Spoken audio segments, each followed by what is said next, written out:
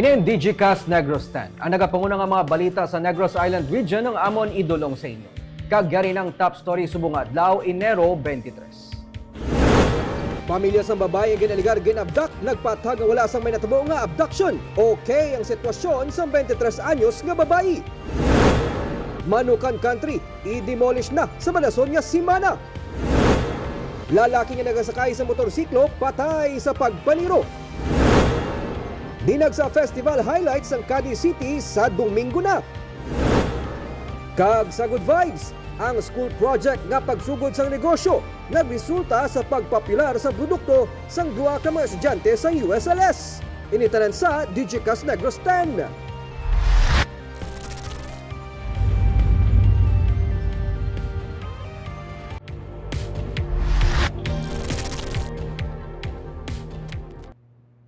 Sa number 10, sa Domingo na Enero 26, ang highlights ng Dinagsa Festival sa siyudad sang Cadiz. Las 8 sang aga, magasugod ang Dinagsa Festival Street Dance Competition. Ang ginakabig highlight sang grand culmination sang 50th Dinagsa Festival. Sarang masaksihan ang performance sang ulo ka mga tribo nga magapa-indis-indis sa City Hall 2 sa Grandstand kag sa SM Hypermarket. Hibaluon ang istorya kag maragtas ang Cadiz City. Paagi sa drum beats, sa mga talento, sa passion kag sa tradisyon nga imo ma-eksperyensyahan. Yaraman ang lamitanay sa dalan. Makita ang pagkapuno sang dual sang tagsa ka mga nagatambong sa kapistahan. Nagaagda si Mayor Salvador Bading Escalante Jr. sa publiko sa pag-upod sa ilang selebrasyon kag pagpasalamat sa ilang patron, ang Senyor Santo Niño de Cadiz. Nagaagda sa tanan nga pumuluyo, labi na gid diri sa Negros Occidental kag sa mga kaingod namon na probinsya na magdagsa diri sa Cadiz City sa palaabuto na Enero 26 sa pagsaulog sang syudad sang Cadiz sang ika-51 na selebrasyon sang Dinagsa Festival in honor of our patron, the Senyor Santo Niño de Cadiz. Kabay na tayuyon ang bugay na ginaagom sang tradisnon tungod sa amon patron kay sa pagpalangga namon sa iya kag pagpalangga man niya sa amon.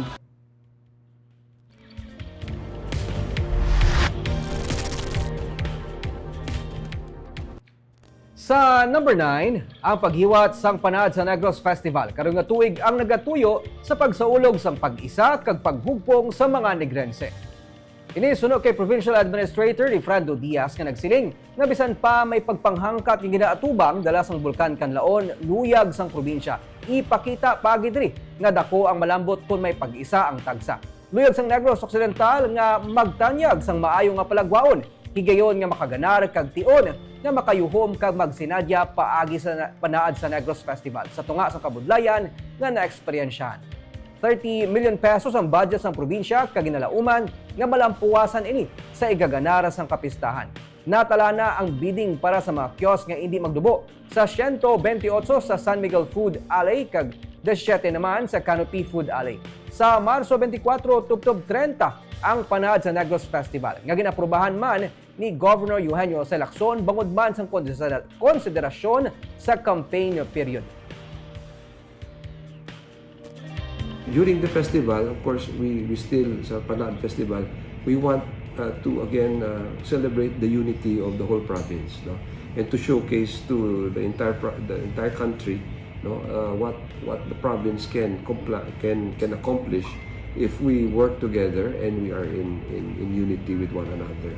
So this will be again one of the greatest, hopefully, Panad versions, and we have the best things to offer for our Negrense.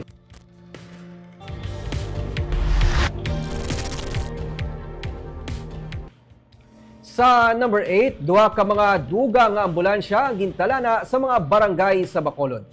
Na turnover na sa Bacolod LGU isa sa mga duga nga ambulansya sa barangay Estefania. Kabahin ni isang nahatag nga ambulansya ni Presidente Ferdinand Marcos Jr. paagi sa pinpahayag ni Mayor Albi Benitez nga isa pa ka duga nga ambulansya ang manug-abot kag sarang magamit sang clustered barangay. Ginapaabot sang alkalde nga paagi sa duga nga government vehicle libre nga maserbisyuhan ang mga pasyente nga nagakinahanglan sang bulig. Diri man nga pamaagi sarang mapaiway ang paggasto sa mga pasyente para sa ginabayaran nga private ambulance ilabi na kung hindi pa available ang mga ginagamit nga ambulansya gikan sa Bacolod DRRMO.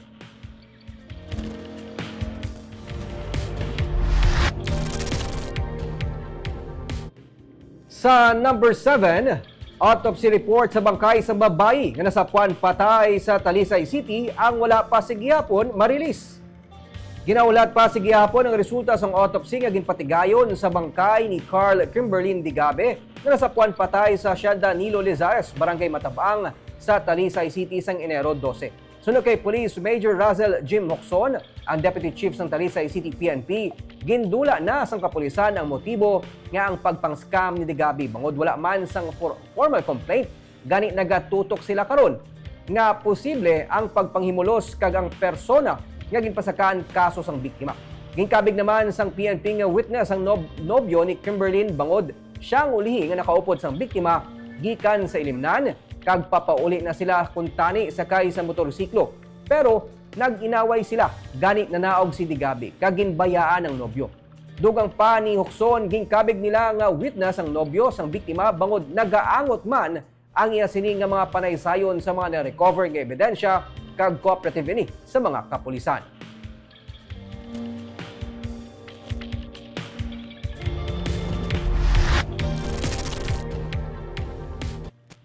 Sa number 6, 76 anyos patay sa pagbungguanay isang tricycle kag multicab sa Banwa sang San Enrique. Napatay ang 76 anyos nga manugbaligya sang isda nga si alias Reynaldo matapos mabunggo sa isa ka multicab ang iya sini ginamaneho nga tricycle sa National Highway sa Barangay Tibsok sa Banwa sang San Enrique, Martes ang hapon. Ang multicab ginamaneho naman ni alias Erwil.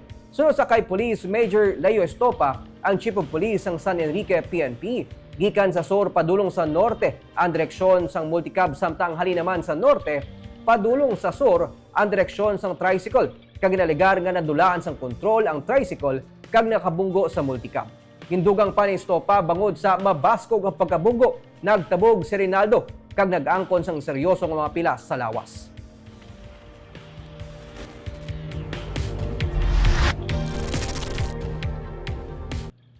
Sa number 5, isa ka motorcycle rider patay sa nagluntad nga pagpaniro sa barangay Handumanan.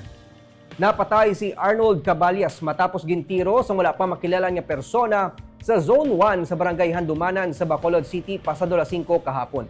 Ginsiling ni Bacolod Police Station 10 Chief of Police, Police Captain Glenn Montaño, na suno sa mga nakasaksi, pareho nga nagamaneho sa motor ang suspect ang biktima, apang hinali lang nga ginbungguan sang suspect ang biktima na nagresulta sa pagkatumba sini. Ang gunman na nagamaneho sang pula nga motor, nagasuksok sang t-shirt nga may pula kag puti nga kolor, base man sa CCTV video malapit sa lugar. Giliyon nga naggabot sang pusil ang suspect, samtang nagapakitloy ang biktima nga hindi pagtirohon, pero gintiro sa gihapon sang suspect kag nagpalagyo. Nakuha sa crime scene ang mga pinutos nga bugas kag duha ka mga bala sang butane nga ginbakal sang biktima sa tiangge. Paday naman ang investigasyon sa kapulisan angot sa love triangle ukon ang personal nga dumot nga ginalantaw nga posible ugat sang krimen. Ano sa aton nga witness, no? Ang nabatian niya, tas hindi ko pagtiruwa, may ginasagot ko nga bata. Ang ambal sang gunman nag-reply na wala ako labot, bisan ano pa problema ko. Daman sa ginalantaw naton, love triangle, no? Kaya ining aton nga asawa sa aton nga victim, no, may bana. Tapos sa circle sang ilang nga friends, no, may mga aranda nga wala pag-intindihan ay.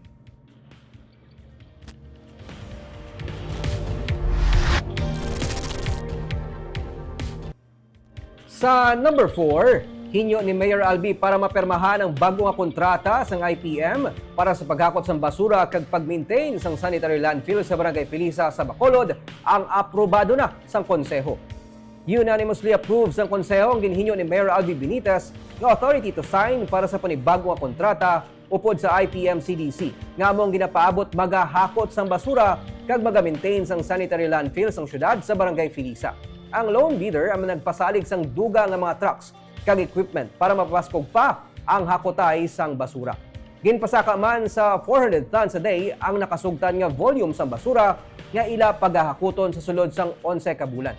Gindugang sang alkalde nga magluwas sa ginadihon nga kontrata upod sa IPM, ginahikot naman sang syudad ang plano para sa pagtukod sang recovery kag recycling facility sa nabakal nga duta malapit sa landfill sa Barangay Pilisa. We've increased the volume to accommodate ang need for ang garbage volume. And I've instructed Pedro also to ensure nga ang mga areas nga kinahabuyan sa basura tutangan sa trash bin.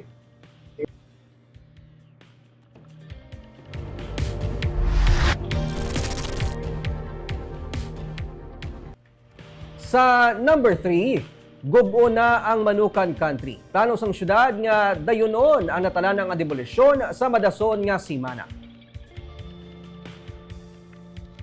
Ginsiling ni Mayor Albi Benitez nga wala na siya sa may nakita nga rason nga i-delay pang natalan nga pagpangudal kag pag-demolish sa SM Prime Holdings Incorporated sa Manukan Country. Gani sa Enero 28, ginapaabot niya nga wala na sang pagpamalabag kag hilway nga maga-transfer na ang mga tenants sila mga pwesto sa temporaryo nga manukan sa parking area nga malapit lang sa mall.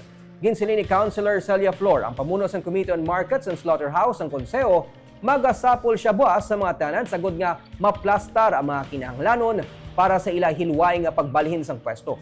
Nakasugtan sa mga tenants kag syudad nga pwede sila maga-operate pati sa Dalan Ferrero Street magluwas sa ilang temporaryo nga baligyan sa mall.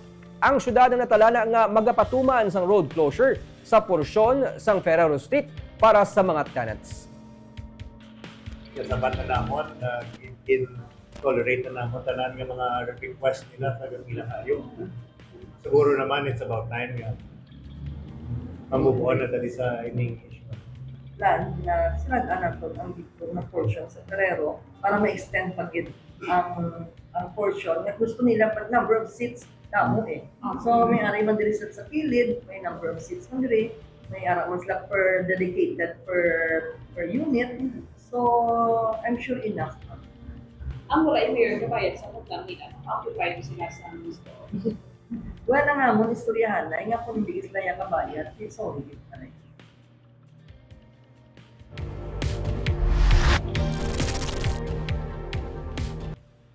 Sa number 2, ang bahin sa mobility o kung gamiton ng mga salakyan sa pag-evacuate sang 37,000 ka pumuluyo kag kundi sila ipahamtang ang ginatutukan karon sa Lakasilya na LGU sa ilang contingency plan in kaso magsaka sa alert level 4 ang bulkan. Sunod kay Mayor Romayla Nicor Mangilimutan, limitado ang salakyan sang Banwa para maghakot sa gina-project mga 37,000 ka pumuluyo nga maapektuhan kung matabo ang alert level 4. May mga dalag kung attract sang pribado kag ibanman nga mga LGU ang ila ginalantaw. Bisan pa mga minibus kag ang bus sang Volcar Transit nga mahimo magamit nila. Damlag pa, ginsiling sang Office of the Civil Defense nga sarang makabuhat ang LGU sang Memorandum of Agreement sa ila para masabat ang mga kinahanglanon. Pero ginsiling man sang alkalde nga sa kadamo sang 37,000 kulangon ang evacuation sites sa mga kaiping nga lugar nga pwede mabutangan sa ila. Bisan ganing tent city nga igapahamtang sa Himamaylan City ang hindi makasarang, gani nagalantaw man sila sang posible relocation site sa Talisay, Silay kag bisan pa Bacolod. Dugang pa niya kung sa Sur Abi nga mga lugar kag kun matabo ang worst case scenario, prone man sa lahar ang Himamaylan kag Binalbagan kag iban pa nga mga LGU sa sur. Nagapabilin man si gihapon nga option ang panaad. Sa Biyernes, natala na nga mag-present sa RIACC o kon Regional Interagency Coordinating Cell ang Lakasilya na LGU sang ilang contingency plan. Taon, malagyan sa 57,000 people na evacuate mo ng ang amon nga mga MOA, ito siya kaigo. Pero pinapaplasar pa namon nga contingency plan. It is as part of the contingency plan ng Transpo pag ang evacuation centers na dalaan sila, patentit may food,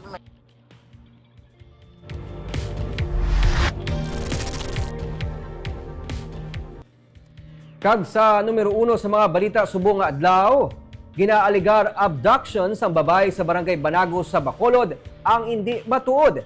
Ining kumpirmar sang kapulisan matapos nga nagpahibalong pamilya sang babayi nga nakapauli na siya. Naglapta sa social media ang video sang babae nga ginsipit sang 4 ka mga lalaki. kaginsakay sa isa ka auto sa Circumferential Road sa Barangay Banago kagabi. Pero sunod kay Police Station 3 Commander Police Captain Rondel Tapang, wala sang may natabo nga abduction. Ining matapos nga nagpahibalo ang mismo pamilya sang 23 anyos nga babae nga nakapauli na siya. Wala na nagpa-record pa sa pulis ang pamilya sang babae. Hindi naluyag pa ni Tapang nga padalman pa. Bisa na nagalap nga video bangod suno sa iya kung basehan ang mga nakuha niya nga video call kag chat sang babae sa iya sining nga lolo sang sinilang nga hapon, masiling niya nga wala sang krimen nga natabo nga dapat investigaran. Hindi niya man makabig nga fake o kun prank ang mga video nga para sa iya mas nagakaangay nga mapatag sang mismo nag-upload sang video kag naghambal nga isayad to ka kaso sang abduction. Nagabay naman si Bacolod City Police Office Director Police Colonel Joresti Coronica nga nagakaangay nga ma-validate anay ang mga kasubong nga insidente sa otoridad antes pa man ipalapta kag i-share ang kasubong nga video.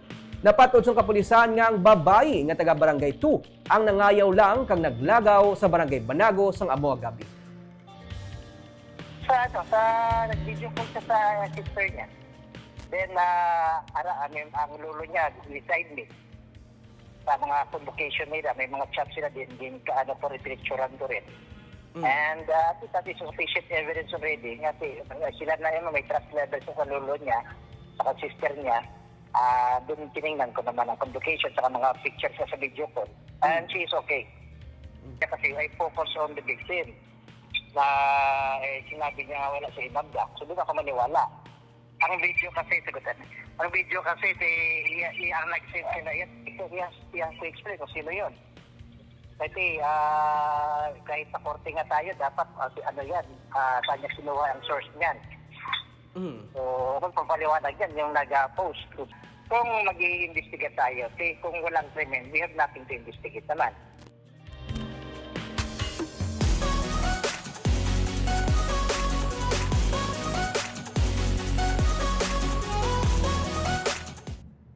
Kag sa Good Vibes, ang isa ka school project nga pagsugod sa negosyo nagresulta sa pagpopular sang produkto sang duha ka mga estudyante sang USLS. Ang ilang nga produkto, malaba nga fries. May report sa Romeo Sobaldo. Agaw atensyon ang ginabaligya nga fries sa isa sa mga kiosko diri sa may guwa sang Forbes Hill sang Mega World sa may Bacolod City Airport Road. Hindi siya pareho sa ordinary fries. Kay man, ang ilang nga fries, malaba. Kag, himo ini sa kombinasyon sang patatas kag kamote. Ini ang school project ng Josea Mariel Pabuaya kag Alisa Lingamen, mga 4th year entrepreneurship students sa University of St. LaSalle. Required sila nga makapanugod sang kaugalingon nga business antes mag-graduate. Hilig nila nga duha ang magluto ag mag-bake, gani ang ila passion, ginhimo nila nga negosyo. Kag para maka-attract attention, dapat unique, gani napensara nila nga maghimo sang malaba nga fries. Balang sa mo, dito makad kami, balay mag-produce yung something innovative, manang sa tao. Number one, unique. Hindi ko traffic siya, sir. Attention. So far, kamusta? So far, so good, man. Ang walang hindi ko try sa weather. Kung mag-unulan. Una, sa lain pang ilang location, kag subong. Nakasaylo na sila diri sa may Forbes Hill, kag diri pagid sila nakilala. Popular abi ang fries sa mga kabataan kag halos sa mga nagakadto diri kun hindi pamilya, mga estudyante. Ang mixture sang patatas kag kamote ang ginabutang sa cutting machine. Diri na nagakaporma ang malaba nga fries, ginaprito sa pila ka minutos kag butangan sang flavoring nga sauce. May pilian ka nga cheese, French onion kag barbecue. Ready to eat na dason ang imo nga fries. Hindi mas namit? It's French onion? Yeah. Kasi ka man na. May mga repeat customers sila nga nagabalik-balik sa ilang nga fries. Pilmi ka na di? First time? Mga second time. Second time namin, good man? Namin kong ganda. Sige. Sa 89 pesos mo, may 12 ka na ka mga malaba nga fries. Partnership ang ilang negosyo. Most of the time, sila man mismo nagapangamot sa ilang negosyo. Istorya ni Alisa, mas nagmature siya kag natunan niya nga ang pagnegosyo gali hindi basta-basta. Nag-change man ako na mature, hindi naman mindset. Grabe, na mo nagay ko po tayo start business. Para sa ila, ang pinakamabudlay nga parte, ang pag-come up sa pinasahi nga produkto nga maka-attract sang atensyon kag kung paano ma-achieve ang gusto nila nga malaba nga fries. Before, sir, ang pag-upara ni namon, like, sashik sa bala ma-utot ang iya nga pagkalaba. Oo. So, grabe, hindi namon na focus kini para bala mag-distinguish sa bala mag-laba. Ingredients. Nagakadto man sila sa mga pop-ups sa mga schools kag makapaubos sila sang almost 100 ka serve. May adlaw man nga hindi masyado dako ang kita pero nakahibalo sila nga parte lang ini sa pagnegosyo. Bangod nag-amat-amat popular ang ilang negosyo kag nagamaayo ang income, nagapaminsar na sila nga basi padayuno na ini nila after sang ilang nga graduation. Romeo Subaldo para sa Digicast Negros.